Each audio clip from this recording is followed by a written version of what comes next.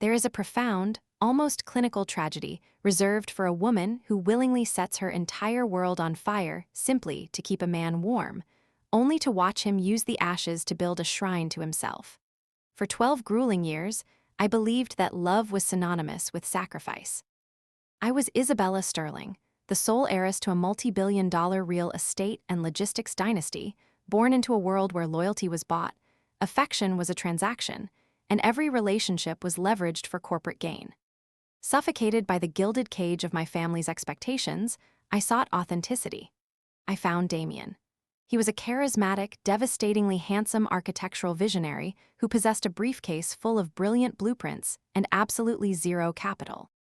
He claimed the world had never given him a fair chance. He just needed one person to believe in him. I believed him so completely that when my ruthless, predatory father issued his final ultimatum, leave the beggar or lose the billion-dollar inheritance, I chose the beggar. I walked away from my trust funds, my penthouses, and my elite status, fully convinced I was stepping into a beautiful, authentic partnership. But Damien didn't want a partner. He wanted a parasite's ultimate host. He gladly consumed my youth, my sanity, and my labor to build his empire. And when the millions finally rolled in, he decided the woman who had scrubbed floors to fund his dream was no longer polished enough to stand beside him. But he didn't just plan to leave me for a high-society trophy wife. He planned to forge my signature on his massive corporate embezzlement, fleeing the country with his mistress and leaving me to face a decade in federal prison. It was the ultimate price he expected me to pay. He just didn't realize that while he was playing a conman's game, I was still a Sterling. And I was about to use the ruthless bloodline he so desperately coveted to bury him alive. The descent into poverty was a shock to my system, but I wore my exhaustion like a badge of honor. After my father formally severed my access to the family wealth, Damien and I moved into a cramped, damp, one-bedroom apartment on the outskirts of the city. While Damien spent his days networking and sketching visionary designs in coffee shops he couldn't afford, I worked 3 different administrative jobs to keep the lights on. I answered phones, filed paperwork, and served coffee to the exact type of corporate executives I used to socialize with. Every spare dollar I earned went directly into Damien's startup firm, Vanguard Architecture. I paid the incorporation fees. I bought his drafting software. I even sold the few pieces of designer jewelry I had kept to afford his first office lease. For over a decade, my life was a relentless cycle of financial anxiety and unwavering devotion. I was his secretary, his accountant, his cheerleader, and his sole provider. In our 12th year together, the impossible finally happened. Damien's firm landed a massive, city-defining contract to design a sprawling eco-commercial complex. The advance payments alone catapulted us into the stratosphere of the ultra-wealthy. We moved out of the miserable apartment and into a stunning, multi-million-dollar penthouse. I thought the struggle was finally over. I thought we had crossed the finish line together, ready to enjoy the life we had bled for. Instead, the wealth stripped away Damien's mask. He grew distant, arrogant, and cruel. He began attending elite social galas alone, claiming my poverty mindset would embarrass him in front of the investors. He treated me like a relic of a past he was eager to erase. The shattering truth came to light on a rainy Thursday afternoon. Damien had left for an emergency site inspection, leaving his primary secure laptop on his home office desk. He had recently changed his password, but he was a creature of habit, and I knew his mind better than he did. I bypassed the lock screen within 3 attempts, intending only to forward myself a utility bill. What I found in his encrypted files stopped my heart entirely. It wasn't just a hidden folder of explicit photos and romantic emails exchanged with a woman named Victoria, a wealthy, old-money socialite who had routinely mocked my modest clothes at corporate dinners. It was a meticulously organized digital paper trail of absolute destruction.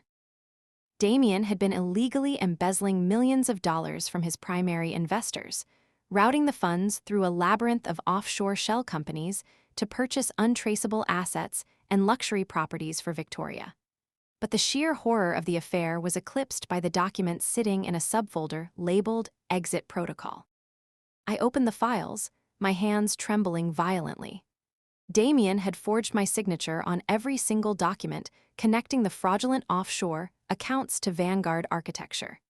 He had drafted a timeline indicating his plan to trigger an anonymous tip to the SEC, simultaneously filing for an expedited divorce and liquidating the firm's remaining assets into a private account. He was going to run away to a non-extradition country with Victoria, leaving the federal authorities a perfectly crafted trail of forged evidence that pointed directly and exclusively to me. He was going to let me rot in federal prison to cover his tracks. I sat in the silence of his office, the glow of the screen reflecting in my eyes. The heartbroken, dedicated wife evaporated into the ether. In her place, the heiress awoke. I didn't panic. I didn't reach for my phone to confront him, nor did I collapse onto the hardwood floor in a puddle of tears. In the cutthroat world of the Sterling dynasty, showing emotion when faced with a threat was a fatal flaw. You do not bleed in water filled with sharks, you simply become the bigger predator. I sat at his desk, staring at the forged documents bearing my stolen signature, and felt a profound, chilling clarity wash over me. Damien thought I was a soft, subservient woman who had spent 12 years fetching coffee and balancing checkbooks. He forgot that the first 18 years of my life were spent observing the most ruthless corporate titan on the eastern seaboard. He forgot who my father was. Over the next 6 hours, I utilized the high-level corporate security training my father had forced upon me when I was a teenager. I didn't just copy the files. I executed a complete, untraceable mirror of Damien's entire hard drive. I downloaded the forged incorporation documents, the offshore wire transfer confirmations, the IP addresses tied to the shell companies, and the nauseatingly arrogant text threads between him and Victoria discussing my impending federal incarceration. I secured a digital armory capable of incinerating his life 10 times over, saved it to an encrypted external drive, and wiped all trace of my access from his machine. When Damien returned home that evening, smelling of expensive bourbon and Victoria's cloying perfume, I greeted him in the kitchen with a warm, placid smile. "How was the site inspection?" I asked, handing him a glass of sparkling water. "Exhausting," he sighed, loosening his silk tie with a practiced air of importance. "The investors are breathing down my neck about the supply chain delays. I have to carry the weight of this entire firm on my shoulders, Isabella. You have no idea the kind of pressure I'm under." "I'm sure it's an incredible burden, Damien," I replied softly, my voice perfectly modulated to convey submissive empathy. "Just tell me what I can do to stay out of your way." He offered me a patronizing pat on the shoulder, entirely oblivious to the fact that he had just touched the architect of his impending doom. "Just manage the household, Izzy. Let me handle the big leagues." I let him eat the dinner I prepared. I let him sleep in the bed I made. For 3 agonizing weeks, I maintained the absolute illusion of the exhausted, deeply supportive wife, carefully nurturing his bloated ego. The more secure he felt in his superiority, the sloppier his operational security became. He believed his sinister exit strategy was moving flawlessly toward execution. While he was busy playing a god, I was busy resurrecting a titan. On a Tuesday morning, while Damien was allegedly at a zoning commission meeting that GPS tracked directly to a luxury boutique hotel, I dressed in a sharp, structured charcoal suit that I had purchased secretly with cash. I hailed a cab and gave the driver an address I hadn't spoken aloud in over a decade: the monolithic, black glass headquarters of Sterling Enterprises. Walking into that grand, cavernous lobby felt like stepping out of a suffocating dream. The security guards didn't immediately recognize the woman who approached the private executive elevators, but when I spoke my name to the head of security, the air in the room seemed to freeze. Within 3 minutes, I was escorted to the top floor. The heavy mahogany doors of the CEO's office swung open. My father, Arthur Sterling, stood behind a massive desk overlooking the skyline. He was older, his hair dusted with silver, but his presence was still as terrifying and commanding as a sheer cliff face. He looked at me, his eyes narrowing, searching my posture for the weakness he had despised 12 years ago. "Isabella," he said, his voice a low, rumbling baseline of pure authority. "I assumed you would eventually tire of poverty. Have you come to ask for a loan or an apology?" "I don't need a loan, Arthur, and I wouldn't accept an apology," I said, bypassing the plush visitor chairs and walking directly to his desk. I reached into my leather portfolio, pulled out the encrypted hard drive, and dropped it onto the glass surface. "I came to offer you an acquisition, and a masterclass in corporate slaughter. My father arched a silver eyebrow, clearly intrigued by the absolute lack of emotion in my voice. He picked up the drive. Explain. Damien's firm, Vanguard Architecture, is currently valued at nearly $200 million due to the new city contracts, I stated, my tone clipped and professional. But the valuation is a house of cards. He is aggressively embezzling from his primary investors to fund a mistress. He has forged my signature on the offshore accounts to frame me for the fraud. The proof is on that drive. Every wire transfer, every IP log, every forged invoice. My father plugged the drive into his secure terminal. His eyes scanned the documents, his expression shifting from mild curiosity to a dark, predatory gleam. He was looking at federal offenses. He plans to let you take the fall, my father murmured, a terrifying smile slowly pulling at the corner of his mouth. He stole your youth, and now he wants to steal your freedom. He made a tactical error, I corrected smoothly. When Damien incorporated Vanguard 12 years ago, he had no credit. I funded the incorporation fees, the patents, and the server space using a forgotten, low-yield municipal bond that was registered exclusively in my name before my trust was frozen. By law, that seed capital is not a marital asset. It is direct foundational equity, which means I don't just own half his company in a divorce. I am the legal majority shareholder of the entire enterprise. Arthur Sterling looked up from the screen, his eyes locking onto mine. The disappointment he had harbored for 12 years vanished, replaced instantly by the fierce, undeniable pride of a predator recognizing its own blood. You want me to buy the firm out from under him, my father stated, leaning forward. I want Sterling Enterprises to initiate a hostile takeover masked as a silent acquisition, I clarified, my eyes completely dead. And when he throws his victory gala next week, I want to execute the takeover live, on stage, in front of every investor he has ever lied to. I want to leave him with nothing but a tuxedo and a federal indictment. My father stood up, buttoning his suit jacket. Welcome back to the firm, Isabella. Let's prepare the paperwork. The evening of the Vanguard Architecture Spring Gala was a masterclass in superficial opulence. Damien had rented out the grand ballroom of the city's most prestigious hotel, sparing absolutely no expense, using investor funds, naturally, to throw himself a coronation. Ice sculptures gleamed under the light of massive crystal chandeliers. A string quartet played softly in the corner, and the room was packed with the city's most influential politicians, developers, and venture capitalists. Damien had meticulously orchestrated this event to network with the elite, quietly solidify his escape plan, and subtly introduce Victoria to the socialites as his new strategic consultant. Earlier that afternoon, he had stood in the foyer of our penthouse, looking me up and down with a barely concealed sneer.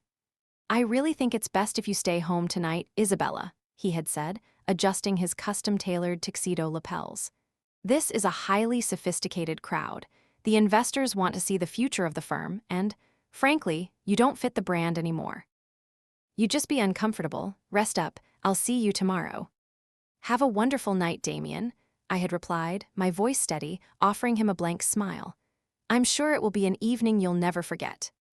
The moment the private elevator doors closed behind him, a styling team deployed by my father stepped out of the service elevator.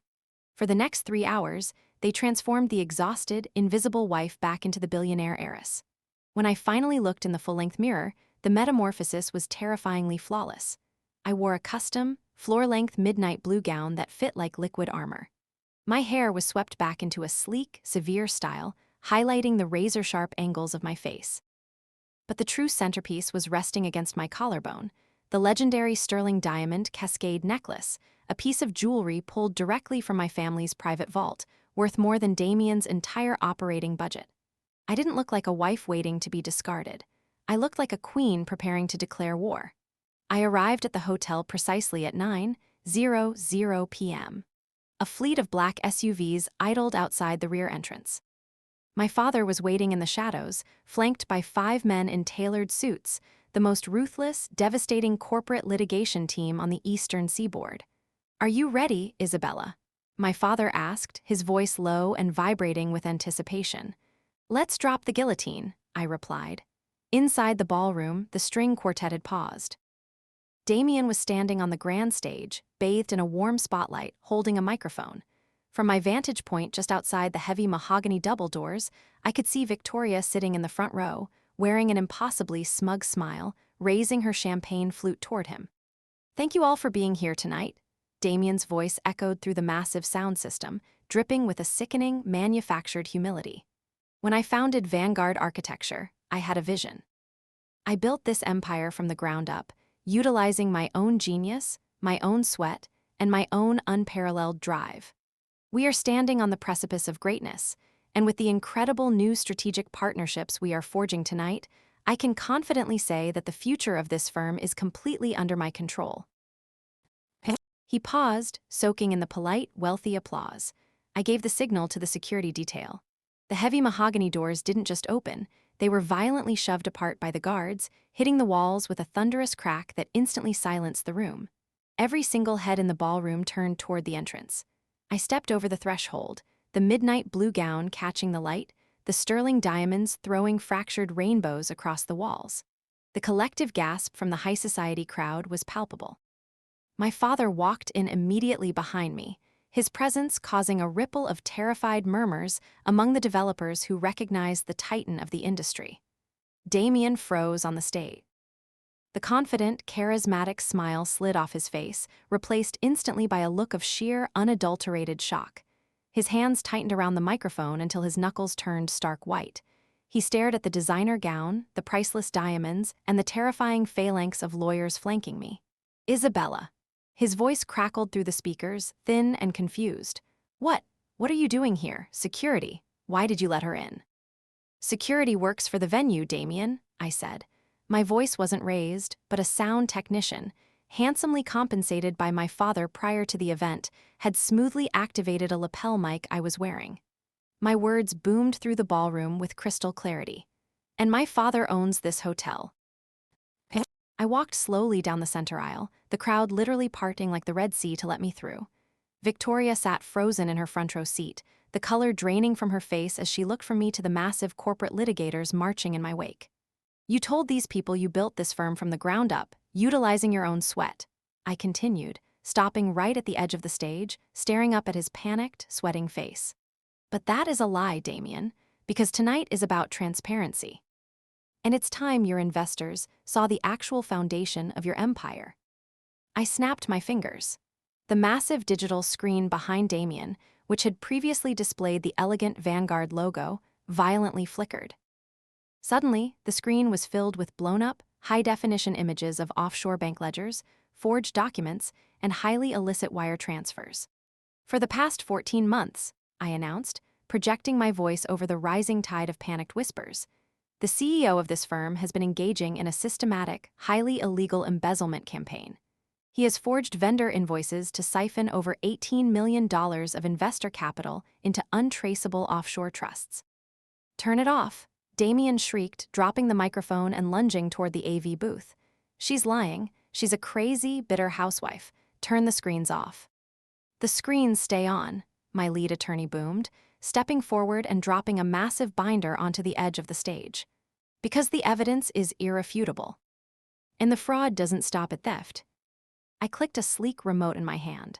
The screen shifted to display the forged legal documents bearing my clumsily replicated signature, side by side with an official forensic handwriting analysis.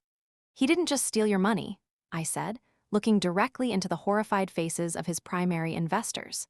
"He forged my signature on the accounts to frame me for the federal crimes he committed, planning to flee the country with his mistress and leave his own wife to face a decade in prison." The ballroom erupted into chaos. Investors were leaping to their feet, pulling out cell phones, shouting at Damien. Victoria pushed her chair back violently, looking around like a trapped rat, desperate to distance herself from the nuclear fallout. Damien stumbled backward, looking at the screens, looking at the enraged crowd, and finally looking at me. The arrogant visionary was gone, replaced by a terrified, cornered grifter who realized he was trapped in a cage of his own making. The air in the ballroom was thick with a frenzied, panicked energy, but I stood entirely still, an anchor of absolute ice amidst the chaos. Damien was hyperventilating, his eyes darting wildly across the room as the primary investors, the men and women whose capital he had squandered on Victoria's penthouses and private jets, shouted furiously at him. He tried to speak, to weave another web of manipulative lies, but the evidence projected on the massive screen behind him was a 30-foot-tall monument to his guilt. "Isabella, please," Damien begged, scrambling to the edge of the stage, his voice dropping into a pathetic, desperate whisper meant only for me. "I didn't mean it. It was just a backup plan, I swear. We can fix this. You're my wife. Please tell them to stop. Tell them it's a misunderstanding." "It's not a misunderstanding, Damien. It's an execution," I replied, my voice perfectly level. I signaled to my father's lead attorney, who stepped forward and handed me a sleek, leather-bound document. I held the document up, ensuring the spotlight caught the stark, embossed lettering on the cover. "Ladies and gentlemen, if I could have your attention," I announced through the lapel mic. The sheer authority in my tone cut through the shouting, and the ballroom slowly quieted down, the elite crowd transfixed by the spectacle of absolute corporate destruction. Damien Vance has claimed, repeatedly, that he is the sole founder and majority shareholder of this enterprise. I continued, looking directly into his terrified eyes. But 12 years ago, when he was living in his car and possessed a credit score that disqualified him from a basic checking account, I funded the incorporation fees, the software patents, and the initial server space. And because my trust had just been frozen, I used a forgotten municipal bearer bond to pay for it. A bond registered exclusively in my name. I watched the realization hit him like a physical blow. His jaw went slack, and he stumbled backward a step. "According to corporate law and the foundational articles of incorporation filed a decade ago," I declared, my voice echoing off the crystal chandeliers, "that seed capital is not a marital asset. It is a direct equity investment by the Sterling Trust. Which means Damien Vance does not own this company. I own 84% of the voting shares. He is nothing more than a minority employee." The silence in the room was absolute, so profound I could hear the hum of the AV equipment. "And as the legal majority shareholder," I said, a cold, merciless smile finally breaking across my face, "I have unilaterally exercised my right to sell Vanguard architecture in its entirety to Sterling Enterprises." My father stepped forward, standing shoulder to shoulder with me, radiating the power of a conquering king. "As the new controlling entity of this firm," Arthur Sterling boomed, addressing the crowd and then turning his glacial stare onto Damien, "I am immediately terminating Damien Vance as CEO for criminal fraud and fiduciary breach. Furthermore, my legal team has already filed the asset recovery motions. We have frozen his remaining domestic accounts, and we are turning all forensic data over to the federal authorities tonight." Damien let out a strangled, pathetic sound. He looked at the crowd, pleading silently, but found only hostility. He turned his desperate gaze to the front row. "Victoria," he croaked, reaching a trembling hand out toward his mistress. "Victoria, call your father's lawyers. We can fight this. We have the offshore money." "I don't know what you are talking about," Victoria shrieked, leaping out of her chair. She looked at the projection of the stolen funds, realizing that the money she had relied on was frozen and the man she had manipulated was about to be indicted for a federal felony. The aristocratic entitlement vanished, leaving a terrified coward. "I am just a consultant. You lied to me. Don't you ever speak to me again." Without another word, Victoria hoisted the skirt of her designer gown and practically sprinted for the ballroom's side exit, abandoning him the precise second his stolen wealth evaporated into thin air. Damien was entirely alone. Bankrupt, publicly disgraced, and legally obliterated. "Security," my father commanded, not raising his voice, but speaking with an authority that compelled immediate obedience. "Escort Mr. Vance from my property." 4 massive security guards converged on the stage. Damien didn't fight back, his legs simply gave out. They grabbed him by the arms of his custom tuxedo, hauling him upright and dragging him down the stage stairs. He was a limp, weeping mess, openly sobbing as they pulled him down the center aisle.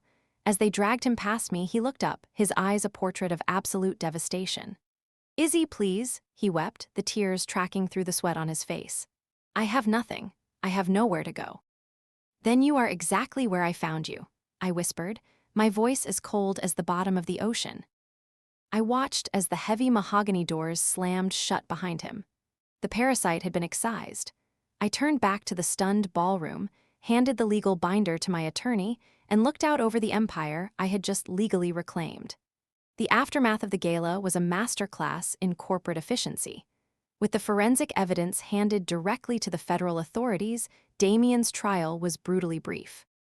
Stripped of the stolen millions, he was forced to rely on an overworked public defender to answer for the massive embezzlement and forgery charges. He was sentenced to 8 years in a federal penitentiary, ordered to pay tens of millions in restitution that he would never possess. He had gambled with my freedom to secure a life of luxury, and in return, he had purchased himself a concrete cell. Victoria, desperate to avoid conspiracy charges, surrendered the luxury properties and assets Damien had bought her and quietly fled to Europe, her reputation in the high society circles permanently destroyed. I did not mourn the loss of my marriage, because I realized I had never truly been married to a partner. I had been chained to an anchor. I officially took my place beside my father as the co-CEO of Sterling Enterprises. The transition was seamless. I blended the corporate ruthlessness I inherited from my bloodline with the relentless, unyielding grit I had developed during 12 years of grueling poverty. I knew how to read the highest-level profit and loss statements, but I also knew what it felt like to stretch $1 to buy groceries. I was a terrifying hybrid of empathy and absolute authority. Under my leadership, the newly absorbed Vanguard Architecture division didn't just recover, it dominated the global market. I moved into a sprawling, ultramodern high-rise, filled my life with genuine peers who respected my intellect, and systematically purged every ounce of weakness from my orbit. 7 years later, on a brisk Tuesday afternoon, I was leaving a newly completed luxury commercial development downtown. I wore a tailored trench coat, my phone pressed to my ear as I finalized the logistics for a European expansion. As I approached the rear door of my chauffeured Maybach, I paused. A few yards away, wearing a faded orange safety vest and holding a heavy push broom, was a day laborer assigned to sweep the construction debris off the sidewalk. He was gaunt, his hair thinning and gray, his posture stooped with the heavy, permanent exhaustion of a man who had lost everything. It was Damien. He had recently been paroled, released into a world where his name was poison and his skills were obsolete. He looked up from the pavement, the sound of my heels drawing his attention. When he saw me, the broom slipped from his hands, clattering onto the concrete. His eyes filled with a pathetic, overwhelming surge of regret, shame, and desperate longing. He took a hesitant half-step forward, his mouth opening, perhaps to beg for forgiveness, perhaps to ask for a handout, or perhaps simply to acknowledge the woman who had once loved him enough to give him the world. I didn't stop. I didn't smile, and I didn't scowl.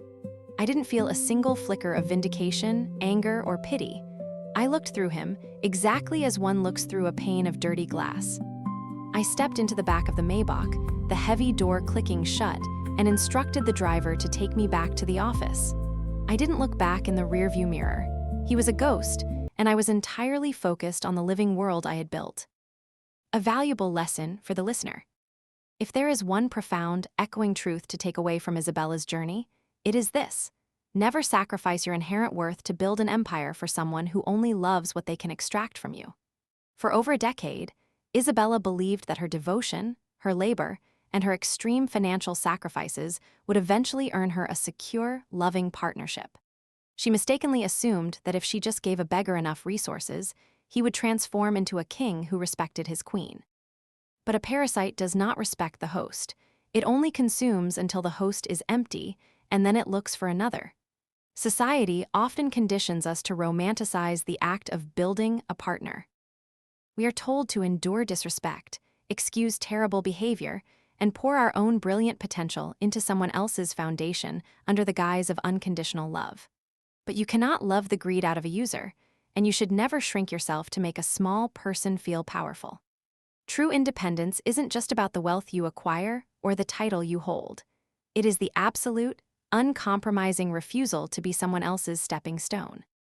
Do not let your empathy be weaponized against you. Set your boundaries, protect your assets, and have the courage to walk away from anyone who views your sacrifices as an entitlement. Reclaim your power, realize your own undeniable value, and remember that you never have to pay the ultimate price for someone else's ego.